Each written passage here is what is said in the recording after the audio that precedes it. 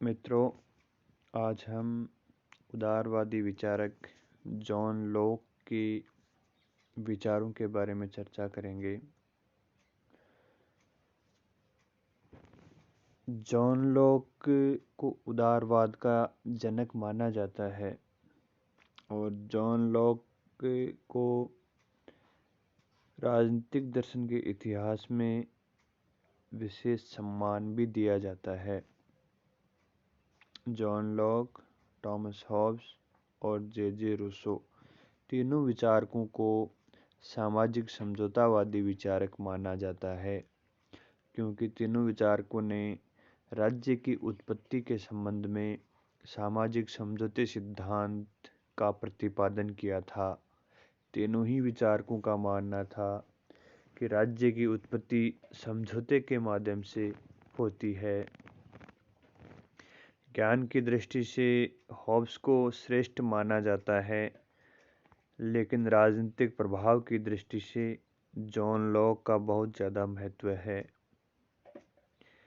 John Locke के विचारों का प्रभाव पश्चिमी यूरोप और अमेरिका की आधुनिक संवैधानिक संस्कृति के निर्माण में भी बहुत ज़्यादा पड़ा है और लोकतांत्रिक दर्शन की पृष्ठभूमि के निर्माण में भी जॉन लॉक का महत्वपूर्ण स्थान है। जॉन लॉक के द्वारा कुछ महत्वपूर्ण अवधारणाएं स्थापित की गई हैं जो लोकतंत्र के लिए बहुत ज़्यादा महत्व रखती हैं। जैसे उन्होंने कहा कि राजसत्ता सहमति पर आधारित रह सकती है। उन्होंने कहा है कि राजसत्ता सहमति पर ही आधारित रह सकती है। तो उन्होंने राज्य या शासन को चलाने के लिए सहमति के गुण को विशेष महत्व दिया है कि सभी की सहमति से ही राज्य सत्ता का संचालन किया जा सकता है। और ऐसी घोषणा करके उन्होंने साम्राज्यवाद और निरंकुश शासन प्रणाली का प्रबल विरोध किया है, क्योंकि निरंकुशवाद में किसी की सहमति की आवश्यकता नहीं होती है। एक व्यक्ति जो सर्वशक्तिशाली होता है, उसी के विचारों के आधार पर शासन प्रक्रिया का संचालन किया जाता है। दूसरी उन्होंने जो महत्वपूर्ण बात कही है वो है क्रांति के अधिकार की घोषणा। जॉन लॉक ने क्रांति के अधिकार की घोषणा की है। उन्होंने कहा है कि अगर शासन सही तरीके से नहीं चलाया जा रहा है तो लोगों को विद्रोह करने या क्रांति करने का अधिकार है। तो क्रांति की घोषणा करके लॉक ने जो निरंकुश तंत्र थे या तानाशाही शासन प्रणाली थी, एक तंत्र थे, उनको बहुत भारी चुनौती मिली। इसी प्रकार उन्होंने सहिष्णुता का भी समर्थन किया है और सहिष्णुता का समर्थन करके उन्होंने उदारवाद विचारों को अपने राजनीतिक दर्शन में स्थान दिया है। जॉन लॉक ने एक और महत्वपूर्ण बात कही थी, वो कही थी कार्यपालिका को विधायिका के अधीनस्थ रहना पड़ेगा। आप जानते हो सरकार के 3 अंग होते हैं, कार्यपालिका, व्यवस्थापिका, न्यायपालिका। तो जॉन लॉक ने कहा कि कार्यपालिका को व्यवस्थापिका के अधीन ही रहना पड़ेगा। ऐसी घोषणा करके उन्होंने संवैधानिक शासन प्रणाली का समर्थन किया है और उनके विचारों का प्रभाव इंग्लैंड के ह्यूग दल पर पड़ा। इंग्लैंड में उस समय 2 दल थे, टोरी दल और ह्यूग दल। लॉक के विचारों का प्रभाव ह्यूग दल के क्रियाकलापों पर पड़ा। और आप जानते हो अमेरिका की स्वतंत्रता घोषणा पत्र में भी लॉक के विचारों का बहुत ज़्यादा प्रभाव है। और इसी प्रकार विचारक थे जेफरसन, रूसो आदि भी लॉक के विचारों से बहुत ज़्यादा प्रभावित थे।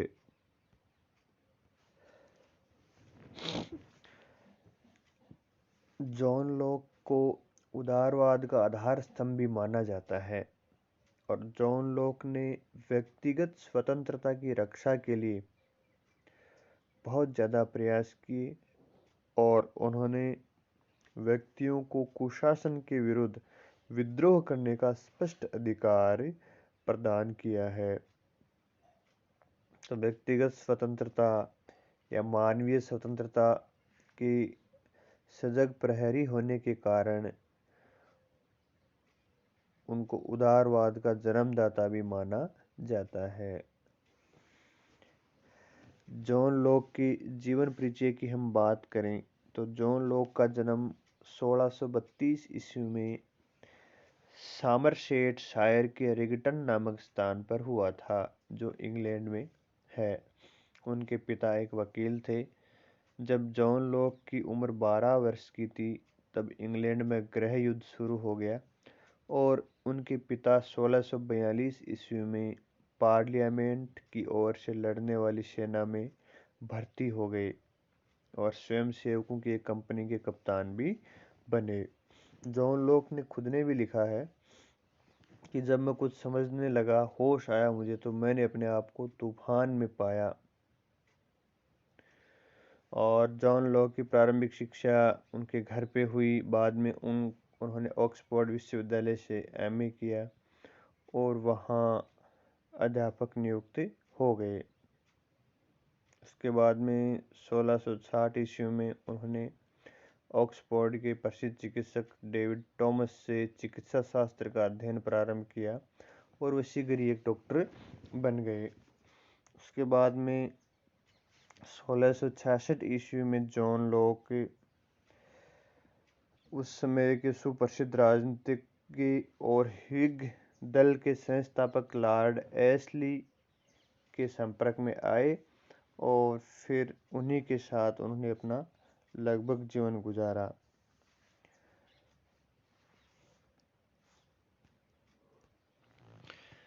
जॉन लॉक ने व्हिग दल के संस्थापक लॉर्ड एशली से प्रभावित होकर और उनके साथ रहने का फैसला किया और वे 15 वर्षों तक लॉर्ड एशली के निजी सचिव के पद पर कार्यरत रहे। लॉर्ड एशली उस समय के प्रभावशाली राजनीतिज्ञ थे। वे पार्लियामेंट की ओर से लड़ने वाले राजा के विरुद्ध सेनाओं में फील्ड मार्शल, संसद के अधिकारों के प्रबल समर्थक और उदारवाद के परम भक्त थे। तो लॉर्ड एशली के साथ रहते रहते जॉन लॉक को ब्रिटिश राजनीति और राजनीतिज्ञों के निकट से देखने का अवसर मिला और 1672 ईस्वी में जब लॉर्ड एशली चांसलर बने तब लॉक ने उनकी कृपा से महत्वपूर्ण पद प्राप्त किए। इस प्रकार लॉक ने इंग्लैंड के महत्वपूर्ण राजनीतिक पदों पर कार्य किया। जॉन लॉक की गणना इंग्लैंड के महान लेखकों में की जाती है। उन्होंने राजनीति शास्त्र, धर्मशास्त्र, अर्थशास्त्र, शिक्षा, दर्शन, विज्ञान आदि विषयों पर लगभग 30 से अधिक ग्रंथों का निर्माण किया था। 30 से अधिक ग्रंथ लिखे थे। राजनीति शास्त्र से संबंधित उनके द्वारा लिखे गए कुछ महत्वपूर्ण ग्रंथ निम्न हैं। पहला, शासन पर 2 निबंध, 2 ट्रीटीज ऑन गवर्नमेंट 1690 ईस्वी में लिखा गया था। मानव स्वभाव के संबंध में निबंध, ऐसे कंसर्निंग ह्यूमन अंडरस्टैंडिंग दूसरा महत्वपूर्ण ग्रंथ था। सहिष्णुता पर letter, first letter on tolerance, second letter on tolerance, third letter on tolerance और शिक्षा से संबंधित कविताएं विचार, सम थॉट्स कंसर्निंग एजुकेशन 1693 में लिखा गया था। और एक और महत्वपूर्ण ग्रंथ था कैरोलिना का मौलिक संविधान 1692 ईस्वी में, the fundamentals of constitution of Carolina. ये उनके महत्वपूर्ण राजनीतिक दर्शन पर लिखे गए ग्रंथ थे। इन सभी रचनाओं में सबसे महत्वपूर्ण जो रचना थी वो थी टू ट्रीटीज ऑन गवर्नमेंट अर्थात शासन पर 2 निबंध 1690 ईस्वी में लिखी गई थी। इस ग्रंथ के बारे में एक विचारक थे वाहन। उन्होंने लिखा है कि दोनों निबंध एक दुनाली बंदूक की तरह हैं, जिसमें एक नली फिल्मर की ओर जाती है और दूसरी हॉब्स की ओर। लॉक ने पहले निबंध में फिल्मर द्वारा प्रतिपादित राजा के दैवीय अधिकारों के सिद्धांतों का खंडन किया है।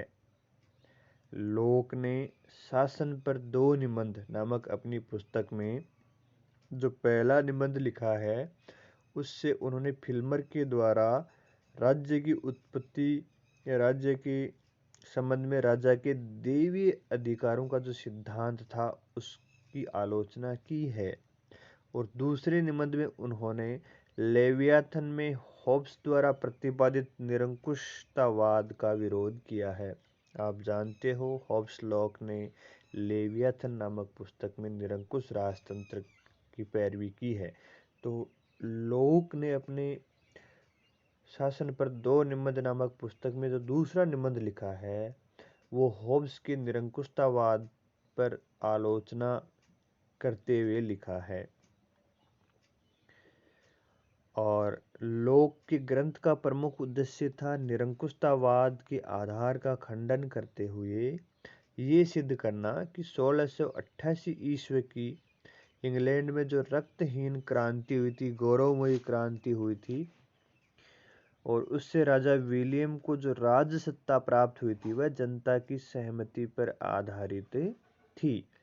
जॉन लॉक ने शासन पर जो 2 निबंध लिखे थे उनका मुख्य उद्देश्य ये था कि इंग्लैंड की गौरवपूर्ण क्रांति के पश्चात विलियम को जो शासन सत्ता प्राप्त हुई थी वो जनता की सहमति पर आधारित थी।